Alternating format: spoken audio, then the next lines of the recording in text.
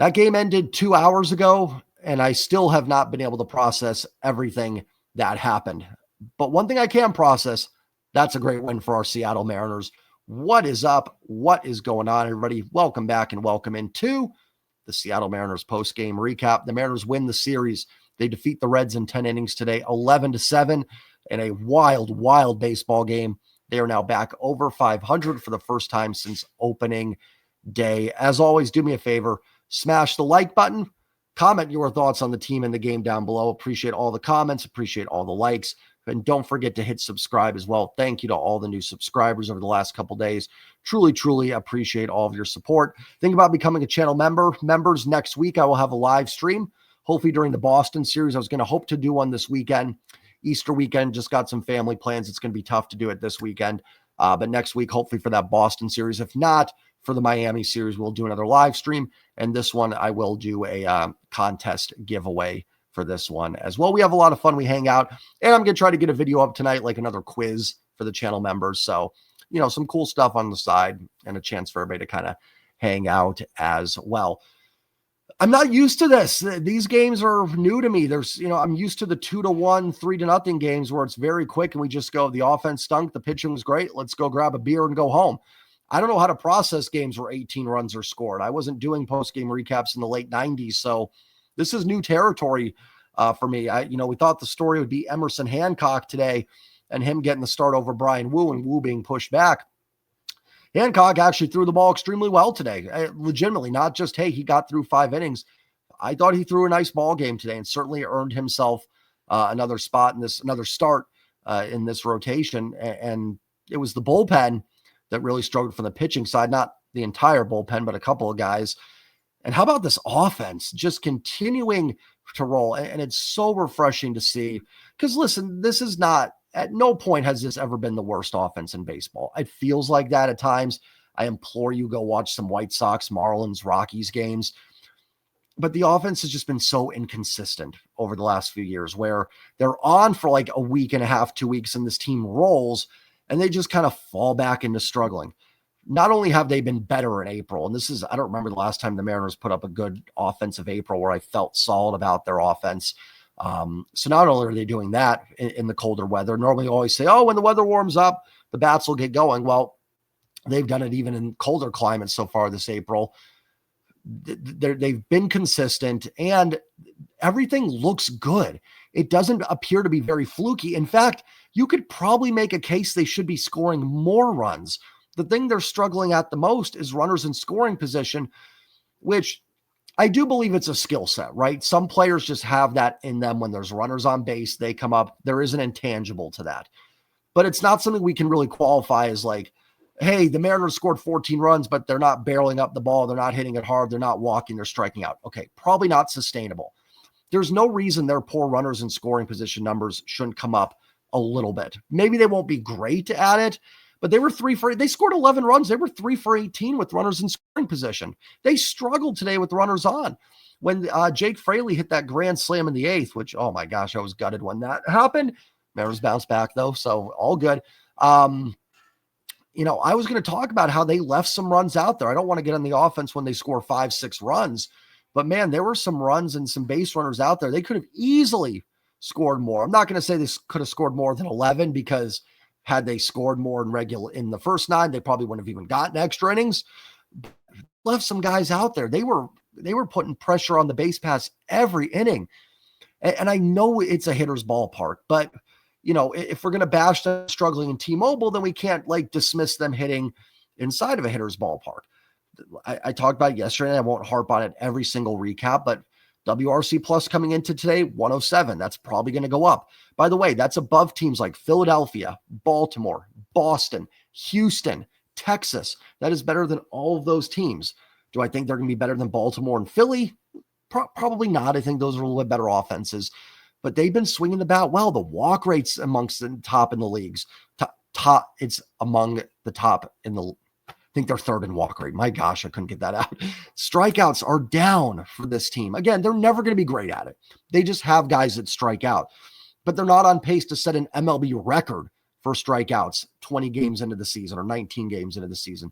They're hitting the ball hard. There was some data that came out earlier today that Luke Raley, who homered today, has been one of the more unlucky hitters in baseball. He's cut down his strikeout rate. He's hitting the ball extremely hard. As Mariner Sir pointed out to me, his launch angle hasn't been where he needs it to be, but lifted one today and got a 2-run home run. Yes, Solano, Tellez, Garver are struggling. You're never going to go a whole year without some guys being a little stinky. It's going to happen. But the core players that this team needs are swinging the bat well. Yes, it would be great to get those guys going because you need that first base platoon to pick it up a little bit. Garver hitting lefties is going to help this team if he can get there. Frustrating that it hasn't. But your core unit is really swinging the bat well, and you're getting good contributions from Miles Mastroboni and from, even Ben Williamson swinging the bat well. No, Dylan Moore isn't going to OPS 1,000, but Donovan Solano's probably not going to OPS 175. So you do hope that kind of balances itself out a little bit. Famous last words maybe with Solano, but you guys know what I'm saying, right? Even if he's bad, he's going to be better than this, more than likely. It may not be good enough, but it should be better. So the offense looks great. I mean, and I think last year with Brant Brown, I'm all for analytics. I just talked about WRC plus and launch angle and exit velos. But I think Brant Brown came in with all this data and stuff, and I think it just overcomplicated things. I like that Edgar, Kevin Seitzer, and maybe Dan as well are just kind of going up there and telling these guys, grip it and rip it. You see a pitch you can hit the dang ball. Like, I think analytics, and I'm not trying to go off on a tangent here, is great for front offices. I think front offices should look at that data. But I think in the dugout, it's like RBIs. You shouldn't use RBIs to measure a player, right? You can't control who's on base and who's not. But I remember sitting at a bar with a buddy of mine. We were watching a game, and he was kind of the same way. He was a Giants fan.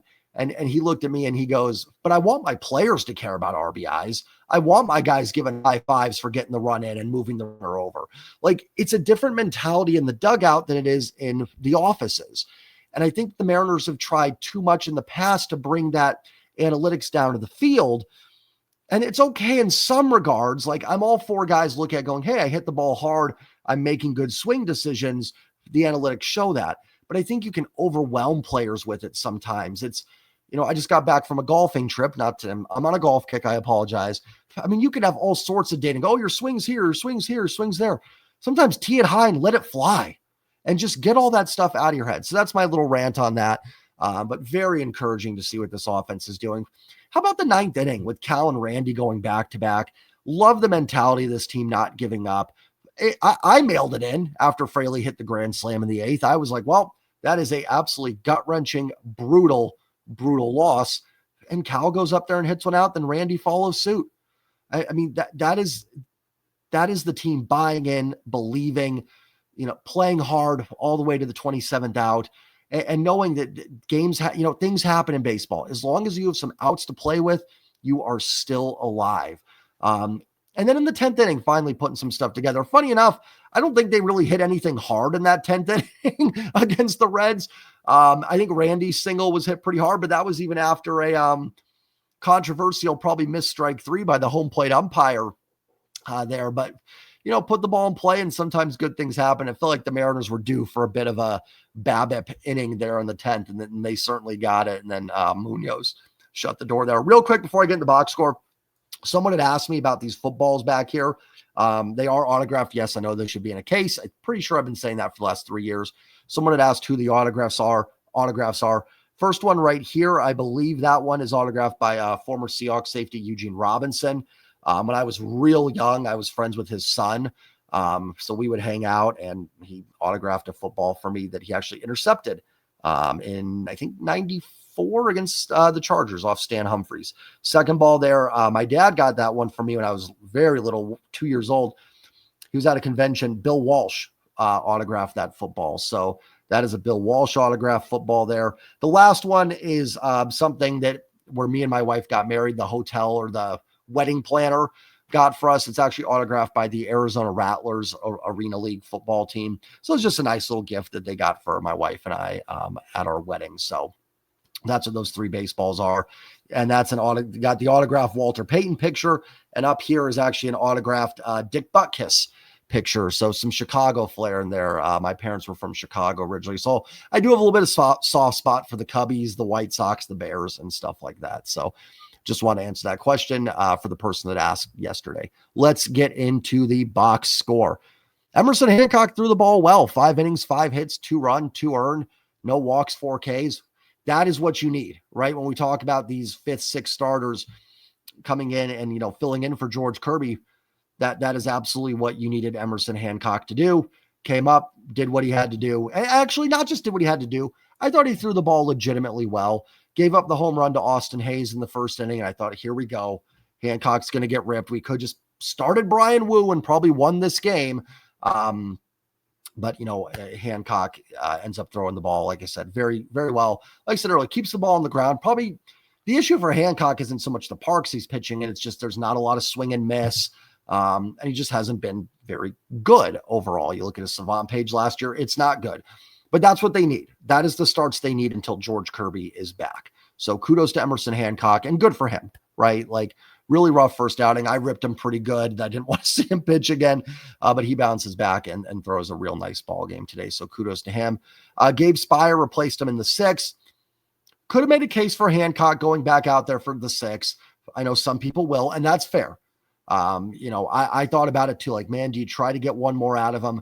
But do remember this, for anybody bashing Dan for taking Emerson Hancock out. This is the same guy that, 3-4 weeks ago, we never wanted to see pitch again.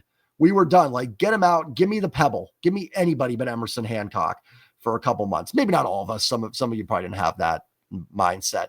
So I can't sit here and have the rant I had about Emerson Hancock last month and then come back and go, oh boy, they really should have left him in that game. So, Dan's got to be sitting there going, well, what do you want me to do? You bash him a month ago and now you want him to pitch 8 innings in a game. So it could have gone either way. Didn't have a problem with him coming out. Gabe Spire was not very sharp. Pitched a third of an inning, gave up a hit and a walk. I think the hit was a bit of a blooper, but Spire did not look super sharp either. The command wasn't there. The velocity wasn't quite there either. So definitely a little bit concerning. We'll see. I imagine Spire will be down tomorrow. Tomorrow's going to be interesting. Probably a good thing Brian Wu was pushed back, because you're going to need some length tomorrow because the bullpen is going to be tired. Maybe you can do a roster move. You could option like Troy Taylor for a day or something, or you could option Emerson Hancock back down and then just wait 10 days. That actually might be what they do. And then you can bring up Drew Pomerantz or something like that. So we'll see what they decide to do. But Spire, who's been fantastic this year, it happens. I can't, we could break down every outing. Relievers are going to struggle at some point. And Spire still didn't even give up a run or anything like that. Just was not super sharp. Colin Snyder came into a bit of a jam and got out of it, pitched 2/3 of an inning. Good to see Snyder back in a bit of a high leverage spot. He did really well there last year, and he's been kind of relegated to more of a mop-up guy this season. But after what we saw from Bizzardo later in this game that we'll get to, Snyder needs to be back in the mix. He didn't do anything last year but just prove himself worthy of being able to pitch in those late game situations. And I don't know why they've gone so not with him this year, but he gets out of a big jam. Bizzardo and Vargas both struggled today. Would like to see Snyder get some more high leverage spots. So nice work from Colin Snyder there in the 6th inning. Listen, I'm not going to rip Carlos Vargas too much. He goes 2/3 of an inning. He started the 7th. Gave up a hit, a run. It was earned. No strikeouts, 3 walks. Vargas was really bad. That was the guy that when people were like, we need to DFA this guy, he shouldn't be on the roster. That's the Carlos Vargas that people were talking about. That was the guy. He's been tremendous this year. He had a bad outing. He lost a little command, didn't have the command control that he needed, and he struggled. It happens. Again, every reliever is going to have a few bad outings in a season. I'm not going to spend too much time on it. He has been really, really good this year. Had a rough outing. Again, does that 2, 3, 4 times more in a row? We'll have a conversation. For right now, I'm going to chalk it up as just an off day for Vargas. Again, he's been phenomenal this year. So it does happen. After that, Trent Thornton. How about Trent Thornton coming in against Ellie De La Cruz and freezing him with 95, right down the middle? I don't know what De La Cruz was doing, not swinging at that. I think he was just sitting on that slider sweeper that Thornton has, which makes sense with 2 strikes. You figure Thornton's going to try to bury one at his back foot, and he just freezes De La Cruz with a fastball, probably a little bit more down the middle than he wanted it to be.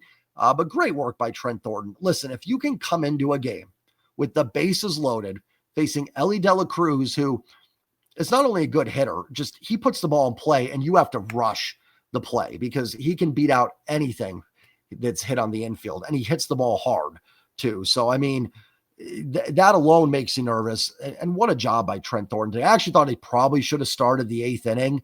A little surprised Dan went to Bizarro there, but Thornton was phenomenal today. And he should be good to go tomorrow. So that is good news. Oh boy, Edward Bizardo. I cannot escape the love-hate with Bizardo. He was awful. 1 inning, 4 runs, all earned, 2 walks. How many hits did he give up? 3 hits. Oh boy, was he bad today. Got the first out quickly. And then I think he did give up a little bloop. In his defense, Gavin Lux kind of shot one just over Ben Williamson's head. That's unfortunate. But then walk, and then the grand slam to Jake Fraley. Me and Mariner Sir were texting each other, and we both literally said that Fraley scares us here. I'm like, I do not have a lot of faith in this at-bat. I didn't think grand slam, but I thought maybe a base hit or something. Man, I don't know. Every time I go in here, and the guys and gals have been sub for a while can attest to this. I finally go, I'm done with Bizardo. I can't do it anymore. He's driving me nuts. Get him out of here. He is going to go now 9 straight outings, not giving up a run, striking out 14 batters, and not walking anybody over his next 9 innings, now that I said that. I don't think he should be off the roster. But the problem right now with the bullpen is you do have a lot of guys that are just, they can be very, very hit or miss, and Bizardo is one of them. We've seen good Bizardo. We have. I know people don't want to hear it, but he's come into games and pitched very well at times. The stuff is there. You can see when he's on why some people like him, like myself that has liked him and seen the good stuff. And you can see a good reliever in there. Like I say this every game with Bizardo. I'm just repeating myself. But man, you see it today and you're like, get this guy off the roster. But when you have guys like that, it's just, they're volatile. Bizardo, I think Vargas probably to a little bit of an extent, and even Trent Thornton as well. They're not bad relievers. They are not. Their stuff is really good. They can miss bats and they can get you through some innings and tough situations, but they're not Andres Munoz good. They're not Matt Brash good. They're not, if you want to, Mariano Rivera, Trevor Hoffman, I don't know who else I'm missing there, but, guys like that, just lights out closers that, there was never even Mason Miller right now, guys like that just good luck, good afternoon, good night, you're done when they come into a game. They're kind of in that second tier where the stuff is good enough, but they can get lit up like this at times. And unfortunately for Bizardo, like the command control can come and go. We saw it from Vargas today. Bizardo has those same problems at times. Unfortunately, a little bloop was mixed in there. And when bloops are falling in, you don't have the command control. What's Jake Fraley doing? He's walked 2 straight. He's going to come right down the pipe with a fastball. That's what he did. And Fraley sat on it and drove it out of there. I would like to see a little more Colin Snyder and probably put Bizardo back further in the bullpen. I think the stuff is good enough from Bizardo that I'm fine with him being in there. But let's see him more like it's 6-5. You're down by a run in the 7th inning, and he can keep it there. I'd like to see Colin Snyder in more of a high leverage spot. Snyder got the job done last year, got the job done today. Let's see if Colin Snyder can be the guy a little bit. Vargas, I'm not there yet. He's been great. This was his first bad outing. This was not Bizardo's first bad outing. He's had a handful of these. He is either really on or really off. It's a Jekyll and Hyde. You don't know what you're getting from Bizardo. And unfortunately today we got the Hyde, right? Jekyll's the doctor, Hyde's the crazy guy, right? Yeah, I got that right. Okay. Today we got Mr. Hyde out of Edward Bizardo. And frustrating because it almost cost him the game. I thought Thornton should have just stayed in there, only threw a few pitches. He didn't pitch yesterday. I trust Trent Thornton more than I do Bizardo. I get the bullpen was stretched a little thin because Hancock went 5 and Miller only went 5 yesterday as well. So I get you were a little bit thinner down there. And there are going to be games where you just don't have your best relievers in the 7th and 8th inning. That is going to happen. There's going to be days like tomorrow where Munoz is probably down. So someone else is going to have to step up. So I'm not like super upset that Bizardo pitched in the 8th. That stuff will happen over the course of a year. But I think you have some guys that can maybe do better, like Colin Snyder. Bullpen does look a little shaky. They walked 6 batters today. The bullpen was bad. It was not good. It was really Vargas and Bizzardo, but Spire was not great either. I'm worried about the bullpen, but I will say this, of all the things you can fix at the deadline, bullpens are usually the easiest. So if this team can just hold water, tread water a little bit, you just got Troy Taylor back. Let's see when he gets in the mix, how he's doing. Matt Brash is coming back here soon. So you've got 2 really good arms that are going to be back up in your bullpen. And if you need help at the deadline, you can get it. We saw last year before he got hurt, Jimmy Garcia was great. JT Chargois was a nice addition. Diego Castillo and Joe Smith a couple years ago, real nice additions. They've done good with the Topas and the Seawalds. So there'll be somebody that they can add to the bullpen if they absolutely have to. Apparently my dog's barking. They don't want to add anybody to the bullpen. All right, about that. Pause the video. Had to get the dogs to stop barking. They only like to bark during the post-game recaps, apparently. Where was I though? The bullpen. So frustrating because listen, I don't want to say the Mariners are lucky that they won this game because they played well. Their offense was outstanding today. Hancock was good, but they are fortunate that the bullpen did not cost them today. And it will cost them a game the way they're just been very, very up and down. Yesterday it was Troy Taylor struggling, first game back. I'll give him some leeway. And today you had Vargas and Bizzardo, struggling. So there's a lot of guys down there that they got to figure something out. I think Snyder can help. Spire being back is huge. And then getting Matt Brash back. But again, you got to be careful there too, right? We can't just expect Matt Brash to come back here in a couple weeks and just go right into 2020 Matt Brash. Look what happened last night with Troy Taylor, and he only missed a couple weeks, right? Brash has missed a year plus. So that may take some time as well. It's easy to say, oh, Matt Brash coming back, that's everything we need. It might be. But we also need to be a little bit patient with Brash when he gets back out on the mound. So not a great afternoon for the bullpen. Munoz does lock it down. Oh, actually, was on Bizzardo.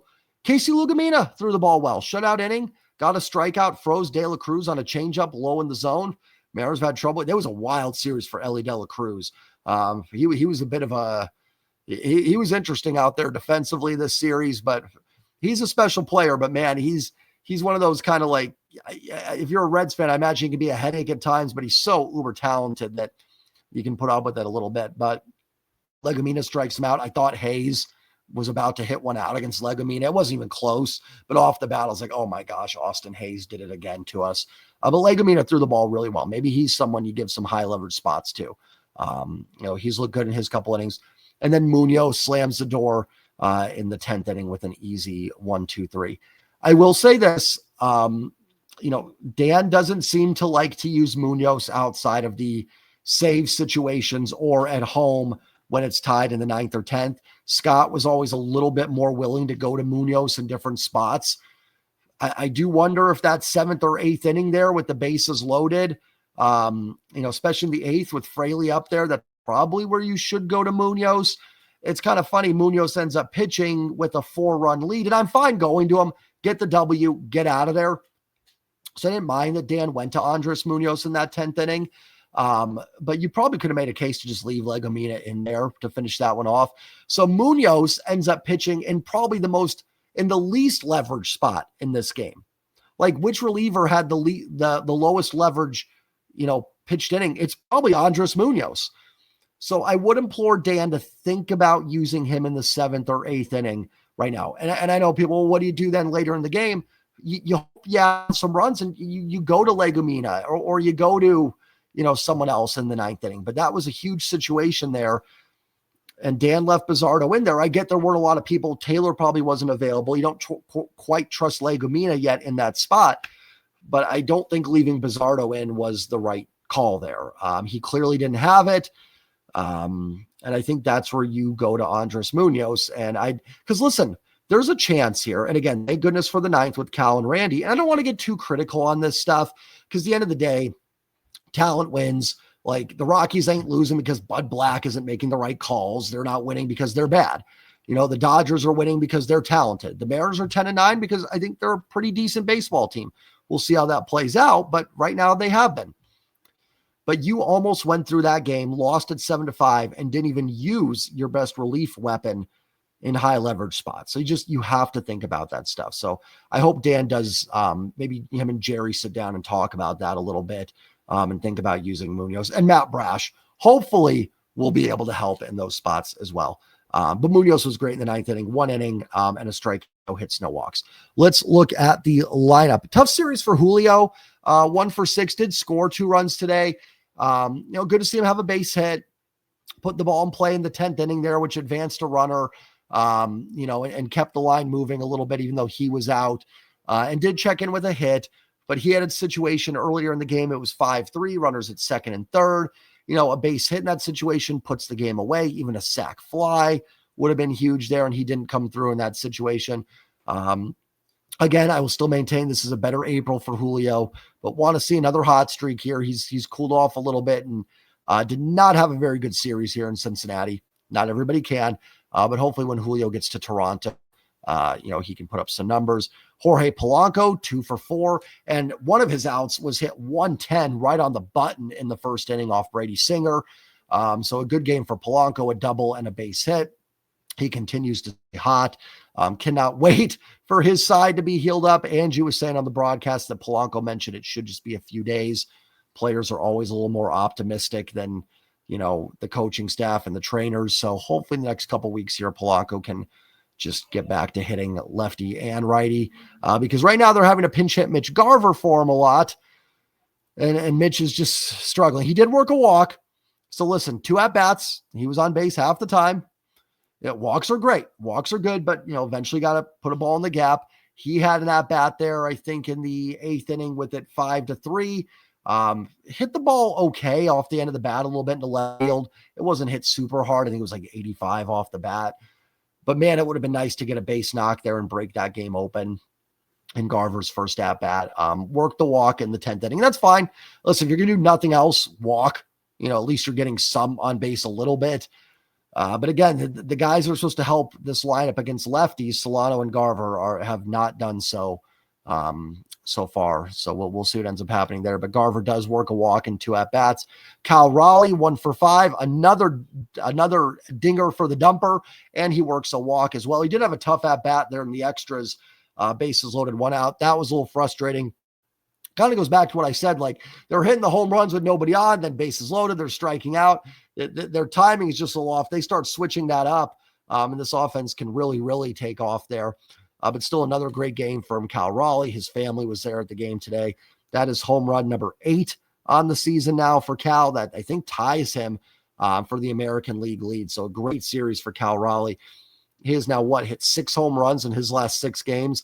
He's going to a place where he is known to rake in Toronto. That's his home away from home. So hopefully Cal can keep it going up in Canada. So, good game from Cal. Great game from Randy Arozarena. 2 for 4, 2 runs scored, 3 RBIs, and 2 walks. Second straight game, Randy has been on base 4 times. His OPS is up to 866. Not only does Randy get the huge base hit in extra innings, got a little fortunate. I thought that 2-2 pitch from Ashcraft was a strike. Trevino thought it was a strike as well. It was borderline. And, we saw a game in San Francisco a couple weeks ago where Mariners probably win, but a borderline call did not go their way. So they got one today. And then Randy delivered the huge single there to make it 10-7. But his home run in the 9th inning, when him and Cal go back-to-back, just a laser shot down the left field line. Tremendous job by Randy. Randy's just got that kind of clutch gene. When I talked about earlier how, I do think it is an intangible that some players have. It's just hard to quantify with hitting with runners in scoring position. I don't know what it is. I don't know if it's a little bit of swag, if it's just something that these players have, but Randy's got it. Randy's just one of those it factor players. You don't know how to describe it, but he's just got it. I don't even know what it is, but Randy has it. And just, on base 8 times the last 2 games, just tremendous series for Randy Arozarena. Man, when the offense is going like this, it just, even in the 9th inning, like, even though I was like, oh man, they're not going to win, like, you did feel like there was a chance with Cal and Randy coming up. So when the offense is going well, it's amazing how much easier this game does feel. Luke Raley was 1 for 2 with a 2-run home run, crushed it. That tied the game in the 4th inning. Good to see Big Luke check in. He didn't get rewarded last night, but he hit a couple balls hard in his last 2 at-bats. So good to see him get the 2-run home run. Dan pinched hit pretty early for him. I don't know. It was a big spot. I don't blame him for getting the right matchups up there earlier in the game. It probably did come back to bite them a little bit later. They probably could have used Rayleigh in some at-bats there later, but Luke gets a couple at-bats and has a nice game and puts one out of the ballpark. Donovan Solano, 0 for 3, did have a sac fly. The Mariners were up 3-2 there. Cal had put one in play that just snuck by De La Cruz. Kind of a weird play there. And that got them their third run. Then Solano hit the sac fly. I will take it. It was not hit very hard, but Solano has done nothing all season. So anything he does that produces a good outcome is a good thing. I thought he might get a base hit there in the 10th inning. He hit a grounder to De La Cruz, but he bobbled it. I don't think he threw it away, but he bobbled it. Couldn't make the play, and Solano got a run in. I guess best thing you can say is good things happen when you put it in play. It's been a rough start for Solano. I'll give him credit on the sac fly. Good to see. Didn't try to do too much. Got the run in. Really need to get him and Garver going because this team is super susceptible against lefties unless those two can, and they don't have to be superstars. Just be average. I don't know. Just be average, and this team probably wins game one of this series or, wins another game against lefties. So, but yeah, another tough series from Solano. Rowdy Tellez was 1 for 2. Good to see him with the base hit. Ben Williamson was 1 for 4. He pinched hit, ended up getting 4 at-bats. Williamson checks in with a hit. He had another one that he drove to right field that was hit at like 102. That was caught out there by, I think, Fraley in right field. I'm repeating myself, and this video's at almost 35 minutes, but Williamson has looked really good. He looks the part. He doesn't look overwhelmed by big league pitching. He's come up. He's already checked in with 3 hits. He's had some good at-bats. I don't think Williamson's bat's ever going to be amazing, but I also don't think he's ever going to slump really bad either. Remember when Jared Kelenic first came up and he was in that like 0 for 30 or whatever it was, just something ridiculous. I don't think you're going to see that from Ben Williamson. He may hit a lot of singles and some kind of BABIP doubles with a couple walks that's going to result in like a 705 OPS, but he's going to stay consistent. And I don't think he's ever going to be someone that just falls into these ruts. He got a hit in every game this series. Defense looks good. I have no problem with what we saw from Ben Williamson in this series at all. Dylan Moore checks in with 2 more hits and a run scored. Miles Mastroboni, 0 for 1 with 3 walks. He's on base 3 times. I thought you could have given him a base hit on that bunt in the 10th inning. They did it, but that was a great bunt. Put it in play where it was going to be tough to make a play at third and gave himself a chance, and Ashcraft couldn't make the play, and he's safe. So Mastroboni continues to be valuable to this team as well. He has really filled that role. And it was a role we talked about all offseason, right? Me and Mariner Sir were on. We talked about guys like Kevin Biggio. I think, Spencer Horowitz, guys like that. And Mastroboni's filled that role that we were talking about very well. He's done what you want from that kind of, platoon second baseman, utility guy. He has done it. Will it sustain? I don't know, but he's absolutely done his job so far, and he's put up some really nice at-bats. So he has been impressive. And then J.P. Crawford, 2 for 5 with 2 RBIs. So JP's bat starting to heat up a little bit. He's got that OPS up to 650. His on-base percentage has been good. And when you're hitting 9th, I can live with that from JP. And good to see an extra base hit. Checked in with a double today as well. Like I said, the only thing JP's missing, a little bit of slugging. Just needs a little bit of slugging. Woo! I can't do that. When you score 11 runs and win 11-7 in 10 innings, I guess these recaps take a lot longer. And I'm dead serious. It's tougher for me to talk about these games. I'm not used to these type of wins. I am used to the 3-1, 4-1. I know these happen every year. Even if your offense is atrocious, you're going to put up an 11-run game a few times in a year. So it's not like these have never happened with the Mariners, but they're happening more frequently. The offense is picking up, and it's good because the pitching hasn't quite been dialed in. I think the starters have generally been fine, but the bullpen's been a little hit and miss. But if this offense can keep up what it's doing, you can get away with that a little bit. You can survive a bit of a shaky bullpen because you've got enough, support behind you to get those runs back. And the offense now, has bailed out the pitching. I think more than the pitching's bailed out the offense this season, to be perfectly honest. Not that the starting pitching, again, has been bad. Munoz has been great. Spire's been great. So they're not getting terrible pitching by any means. But I've probably been more impressed with this offense so far. So they will head to Toronto. And the great thing about winning this series now, if you can go 3-3 the rest of the road trip, beautiful. That means you're going to go home, take on a bad Marlins team. I know they played okay to start the year, but they are not good. I mean, you could run into Alcantara and it could be tough. So I'm not, there's no guarantees, but that would put you at home over 500 with a very winnable series against the Marlins. So if you can just go 3-3 the rest of this road trip, I'll be greedy. I hope they go 4-2. I hope they go 6-0.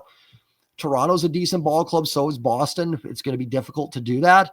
But man, if you can get out of here, like I said, 3-3, 4-2, that is golden. And by pushing Wu back, you have like a good advantage in this Toronto series. You're missing Bassett, you're missing Gosman.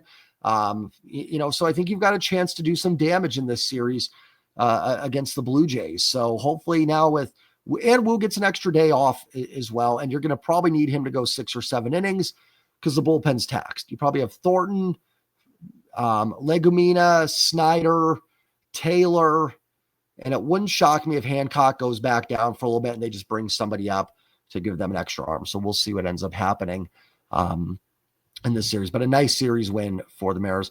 I'm beat. I got nothing else to talk about. I will be back tomorrow for the post-game recap. Mariners get the W. Like, comment, subscribe, and I will see you all tomorrow night. And as always, go Mariners. Peace.